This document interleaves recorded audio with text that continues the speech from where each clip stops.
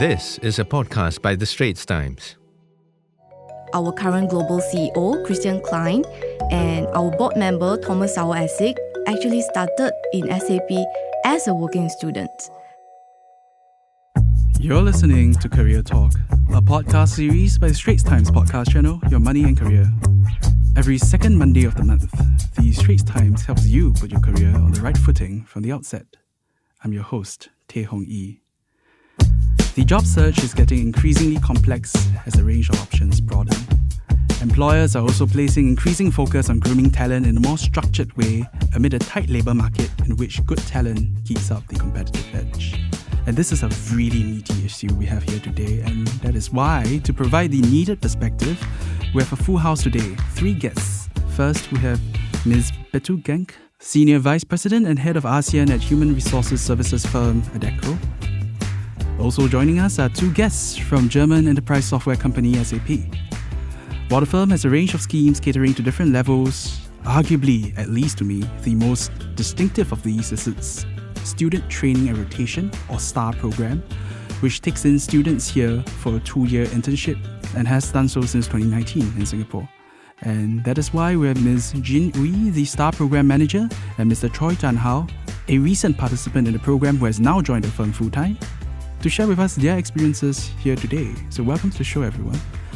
And let's get straight to the questions. So the first question I have for you is for Betul. So what are talent schemes and why do employers look to create them? And, in your experience with Adecco, what formats, Thanks, Hong Yi, and really pleased to have the opportunity to be here with experts on this topic as well. I guess, as you mentioned as well, in the environment where things are getting really complex and where we do see a lot of shortage in skills, I wouldn't really call talent, but more in the skills area. Employees and employers are really trying to strive through this challenge from different angles. For employees, it's all about attracting the talent, making sure that they hire the right skill set, the right talent, and also retain them, because attracting is one part, but also having the capability to really have them on board, contribute to the longer term is a challenge. From an employer's perspective, compared to post-COVID, opportunities are not as much and high as we see, obviously. Before they embark their journey as their employment or their workforce, they want to make sure that they do make the right choices, which attributes to their ambitions on where they want to grow, but also making sure that they can contribute to the purpose of the organization that they want to work at. So have you seen any innovative ways of hiring, structuring, or performance evaluation within this space of structured talent schemes? Well, the answer is definitely yes, Hong Yi. There are many organizations who are investing heavily, and Adecco is one of them as well. We also have our own program that we heavily invest. It's all about what do you want to achieve.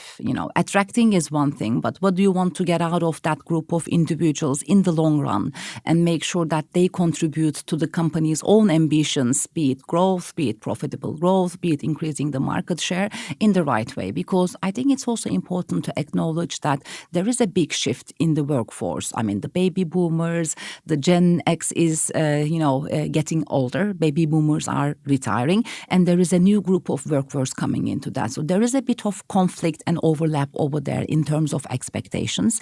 The way we define success years ago and the way success is defined today through the eyes of that new generation coming into the workforce, there needs to be an assessment. I guess that's where the organizations need a bit of innovation, just to make sure that we capture the demand and, what they have in their mind. Some forms of innovation, kind of interesting kind of anecdotes or examples you have encountered recently? Well, I do see a lot of boot camp type of activities, where they take them either overseas, somewhere in the city, in the country they are, and then they bring those group of individuals in a room, be it a few days, be it a week, where there are many ideas that are generated. It becomes pretty much like a camp that is fully, sponsored by the organization, where you can be your true self and see the culture is a fit to what you want to do. You learn from your peers, but you also, in the long run, contribute. And I guess our other guests here at SAP have taken a slightly different approach. It's more of a slogan, the 2-year internship with the STAR program. So maybe, Jean, could I invite you to share about the kind of purpose, to quote Betul's words, about the purpose of the STAR program in SAP's view? So I guess it's the same for all the company. Talent is the biggest asset, right? So same for SAP, the STAR program is a strategic initiative for our SAP talent development, especially focusing on the early talent.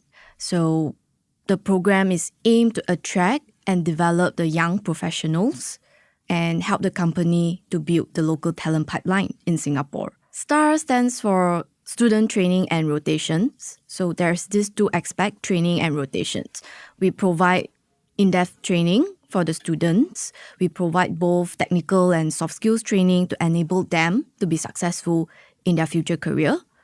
Also, the rotation part, they get to expose in different business functions where they gain various exposure, broad exposure, experience, right, to help them figure out what they want to do for their future career. And besides the training, we really also provide them with real-life opportunities where they get hands-on experience with the customer. If they are ready, for example, they will shadow our senior colleagues, go in front of the customer to pitch a demo, for example. And I think the most wonderful part is that the students are getting paid.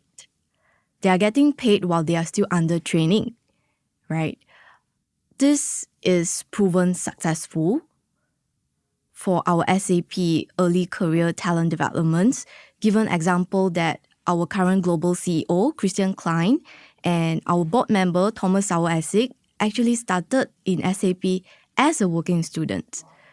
So this is how proud we are with our talent development program that and we because have. you were just sharing with me before the podcast recording that this was started in 1979 at the HQ. It was brought to Singapore in 2019. It's a long-running program. And I would imagine this is not the only type of scheme for talent development that SAP has. Maybe could you just briefly touch on the other kind of wider landscape within SAP on talent development? Sure, Hong Yi. So this STAR program is solely focusing on early talent. After they graduate, for the fresh grad that join us as a full-timer, we have a complement training program called Global Early Talent Experience that provide them with a guided learning structures, help them onboard in the first 2 years of their careers, provided with tailored trainings to help them successful in their career growth. We also have academic programs that train the professional hire into our futures leader in specific roles such as a customer-facing role or a technical track. So these are a few examples of talent development program that we have internally in-house to help the talents in the workforce.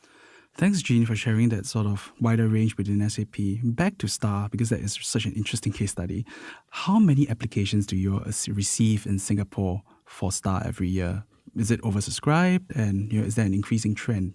I can't share the exact number, but we do see trend that it's increasing year by year. Given the brand established among the university, we do have support and collaborations between the industry and the academic institutions. We get a lot of support from the local university for this program. And also from word of mouth of the students, so far the most interesting story that I have heard of is they get to know the STAR program through their friend birthday party. Oh. So this is the most interesting example that I have heard of so far, and it shows that the successful of our program and our alumni really recognize the value that they gain out of this program, the skill set, the knowledge, the expertise that they gain that help them in their career. What's roughly the size of the cohort in Singapore and their second half of uni, like third, fourth year students, is it? Okay, so we started the program in Singapore 2019. Yeah. We started with a small group of students, 10, and it has been doubled over this 5 years. Now we recruit about 20 students yearly. We solely focusing on students from year 2 onwards, year 2, year 3 onwards, because we want to train them while they are still a students, comparing to those graduates programs that only recruit once the student has graduated. We are targeting to groom the young generations with those potentials starting from students. Most of the time during that period, they don't know what they want for their career. And the essence of this program, I think, is to help them to identify their strength, their passions, what they are good at, what they like to do, And through this rotational program, understand the business better in understanding themselves and help them to be successful in their career. So a 2-year internship is a significant commitment. Why does SAP feel like it can put so much trust in the students? And how is it different, bringing in students for this kind of quite long-term stint as compared to bringing in, let's say, fresh or recent graduates on the kind of more common format of talent schemes like management associate schemes? So I just wanted to hear your thoughts on this, Jean.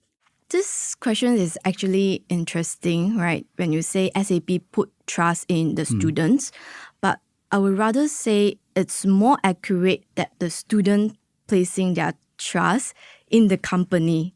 Because putting in that perspective, although it might seem that the company has invested a lot in the students, but they are also placing their bets in the company. What would happen to them in this 2-year time period? Sometimes I also wondering whether they will stay in the same relationship for that 2 years, right? 2 years is a very long commitment. And to give it to compare in an analogy is like the students are onboarding into a long sea voyage, right? Setting sail, believe that the ship will bring them into their desired destinations after 2 years. So STAR targets, as you said, year 2 and above current students. And this is, in my view, kind of in contrast to the sort of more common management associate schemes where you are taking in people just after they graduate. So I would imagine the needs of these kinds of students are different from those who have already graduated. And I was wondering, how does SAP then kind of customize the program to address these needs on the students to ensure that they can be empowered to perform? So the STAR program is designed in 2 years program, rotational basis. We trust that the students has the freedom to choose what they want to learn, what they are interested in from this 2 years program on a rotational basis. They can choose to rotate in a sales rotations, for example, and after 6 months, they figure out that, sales is not something for me. I'm good at storytelling. Maybe it's time to move on into a pre-sales role. This is one of the example, whereas compared to a management associates program, I would say it is more niche and targeted, where the students already made up their minds. They know that, this is the career path that I want to pursue. That's why I choose move forward with the graduated program. Whereas compared to the students' need, I think most of the time they are still at the exploring phases. They don't know what they want. They are still figuring out what is that to be for them in a career, for example, with us in a tech company. So, and you actually raised that very interesting point about balancing the sort of studies and the work that comes with the internship. So maybe this is something that Zhan Hao would have the most kind of personal experience with. So could I invite you to maybe share about the aspect of it, the balancing in your experience as you were going through the internship? Yes, of course. Yeah. So to answer your question, Hong Yi, regarding balancing, work and education, right? I would agree that it's 2 years is quite a long commitment, and balancing studies on top of work commitment as well. It's actually quite difficult, I would say, because we got to juggle between our examinations, our school projects, and on top of that, we got to have the expectations that we are able to fulfill our work commitment. So I would say, how do I plan my time efficiently and ensure that I live up to both expectations from work and education? It's that you really have to plan your time efficiently in terms of scheduling your day-to-day. And aside of that, one key aspect is also communication from your professor in school and also managers in your company, right? So a lot of time it's you really have to mention your current workload that you are having at the time and some of the cram periods that you feel you really have to take time off and, commit to your school projects, or on top of that, you commit to your work project as well. Yeah, so this is the kind of expectation you got to juggle in your, I would say, work and also school commitments. Yeah. So in school, do they understand when you tell, let's say, your professors, I'm in a 2-year kind of rotational internship that gives me that much exposure, but then it also has certain expectations of my time? Do they understand it? Because I would imagine it's not the norm currently. Yes, correct. I would agree that it's actually not a norm in my friend group as well. I don't have a lot of friends who are, working and also studying concurrently. So maybe one example that I can bring on is during my phase of my final year project. So I told my professor about my work commitment and how is it I'm planning out the schedule, and he completely understand. And also I kind of relate this back to my internship manager and my rotation manager as well. So they completely understand in terms of my work commitment, and also of course I got to like maintain the expectations in terms of my work my workload and commitment. And it's definitely something that you can negotiate and something you got to like bring across to your managers as well. And of course, you yourself as an individual, you got to kind of live up to the expectation and fulfill your task as well, I would say. Yeah. Yep. So this theme of mutual trust that I'm hearing from both of you, Jean and Zhan Hao. So this is something that I would actually like to bring to you, Betul, in terms of what separates a good talent scheme, one that is well run, well designed, well implemented, from one that's not so much. Good question, Hong Yi. I guess we should look at the desired outcomes, again, on both ends. Why did the organization at first place come up with this program? What was the aim? Have they managed to accomplish? And the second angle would be from the attendees, from either the students, the fresh graduates, that did they really get what they were expecting out of that program? One important aspect, I would say, regardless of the industry or the size of the organization, is the consistency. To your earlier question, where we've seen companies trying to be very innovative, standing out in terms of creating attractive schemes, programs for students. If you do it for 1 year and really don't continue the year after, it kind of defeats the purpose of that consistency as well. I guess that's what we want to see. So Adecco has some exposure to this space, both through its own experience, as you were sharing with me, as well as through its clients, right? So I was wondering, when you're talking about the kind of consistency and in terms of the matching of the outcomes, maybe could you share with us what are some of the challenges you see that organizations are facing in this regard in terms of the matching of the outcomes, and when your company comes into, how do you then adjust it? I would say the biggest challenge is to create the commitment on both ends. Of course, companies need to be committed and ensure that there is consistency. But a 2-year commitment from someone who is at the age of 20, 21, who haven't really fully designed where they want to land in that journey, is a complicated commitment, I would say. I guess feedback is extremely important throughout that process, making sure that you align expectations, adjust accordingly. Jean was saying, you have someone who started in the sales area, but maybe a few weeks later, they just realize that it isn't really up to their capabilities, where they don't feel comfortable. So if the programs are very rigid, it would really defeat what they want to achieve. So in terms of the success of the programs, what I can relate on Adecco's end, the CEO for 1 month program that we have, we managed to convert those individuals into full-time employees and really allow them to space to perform where they feel the best fit for, based on their competencies as well as their learnings in the organization. The biggest challenge for us might be different for different organizations, but especially after COVID, I would say maybe the last 2-3 years, is getting more applicants. We used to have maybe close to thousands. Now it's on the high hundreds compared to what it was. I would say this is mainly because of the demand that's also changing, but also the number of projects that are available in the market is also making it a bit more selective on the candidates and on what they want to pursue. You were just mentioning the CEO for 1 month program. Could you share more about it?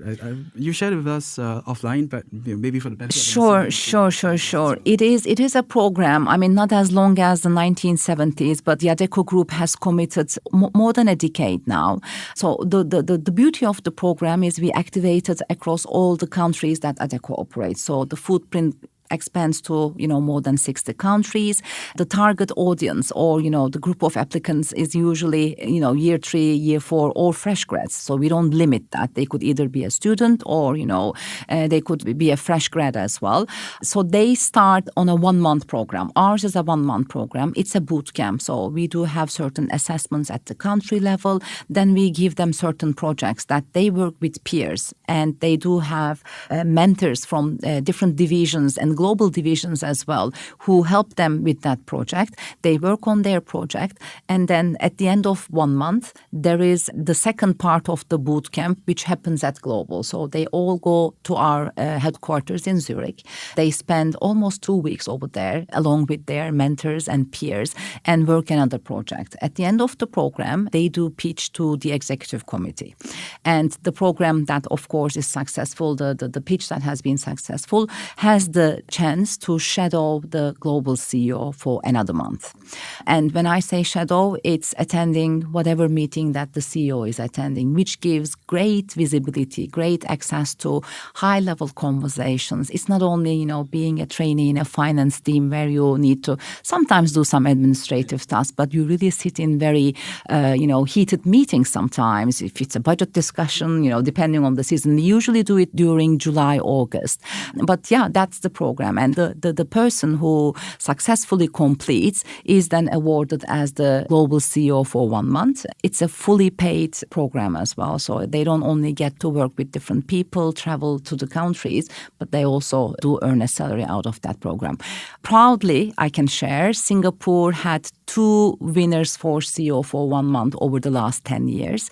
The recent one, the one that we've completed in 2022, the candidate has decided to join us permanently. After a year, he completed his program, and he came to us and said, well, out of the programs or the divisions that he had assessed, he actually feels close to the sales. And he started as a sales executive in our organization, just 6 months into the role now. But I can see he's contributing extremely well. And I could also see the progress and the development on his end as well. Well, it really does live up to the title of CEO for a month. So now that we have established the big picture elsewhere, and across different sectors, I would like to go back to you, Zhan Hao, in terms of back to your own personal experience. What attracted you to STAR specifically back then, and how did you find out about it? Yeah, so as a student, I myself have limited knowledge in terms of the career opportunities out there that I can explore.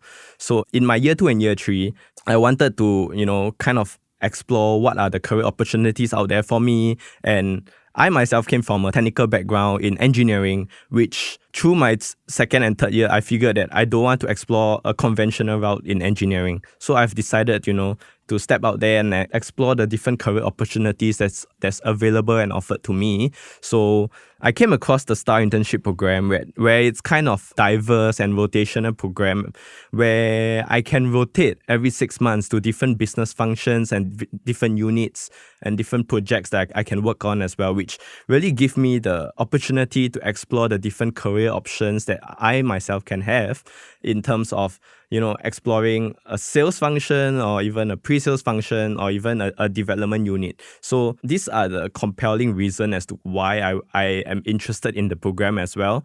And aside that, STAR internship program is more of like a cohort-based internship where we really have like a group of students, on the program where we can share our experiences and also share our studies and our work experience together with each other. So it's really more of like a support group, I would say, yeah. So does it ever then feel strange to be an intern in the same organization for so long? And were there any concerns you were losing out on exposure compared to doing the more common route of multiple shorter internships? Well, I would say that it's not weird to be an intern for so long, I would say. And ultimately, because it is like more of a rotational program. So really, we are building relationship with different people in the company, with different managers every 6 months. So we are always meeting new people as well and building different work relationships, right? So, and I would say that we are really involved in different projects and different opportunities that we are being offered as well. So being an intern as compared to like a full-time in a company for so long, to me, myself, it doesn't really make a lot of difference. And I would say that it's actually very comfortable place to kind of learn and also gain experience from as well.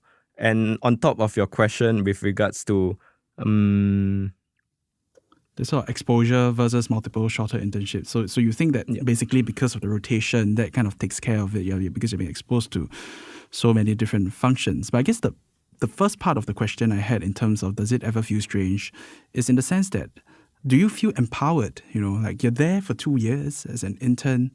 Did you feel empowered to really make an impact and put in a place to do it? So I want to hear your thoughts on that. Yeah, 2 years is in the program. It's I would say that it's not a long time, and we are being rotated every 6 months. But in my experience, I would feel that we are being empowered by our managers to kind of fulfill our expectations and our tasks, right?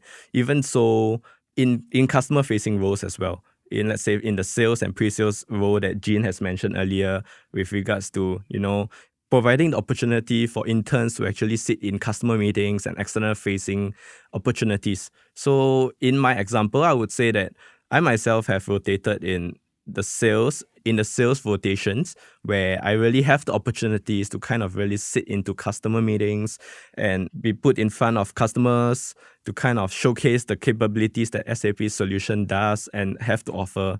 And it's really something that not all companies, I would say, kind of really offers in terms of putting an intern in like a customer meeting where, a big opportunity might be on the table. So I would say it really does empower myself as an intern, and I do feel proud of the work that I do to offer to the table for SAP as well. Did you have any memorable moments during this stint or any kind of outcomes that you're particularly proud of? Okay, yeah, of course. So there's a lot of moments where I feel, I have contributed well, and I feel that it's like a proud moment to be part of. So maybe one most memorable moment was during one of my sales meeting with my AE, and as well where we kind of really pitched to the customer in terms of like creating like a pitch deck and creating like a kind of a demo to showcase to the high level customer, where we showcase the capabilities that SAP have to offer,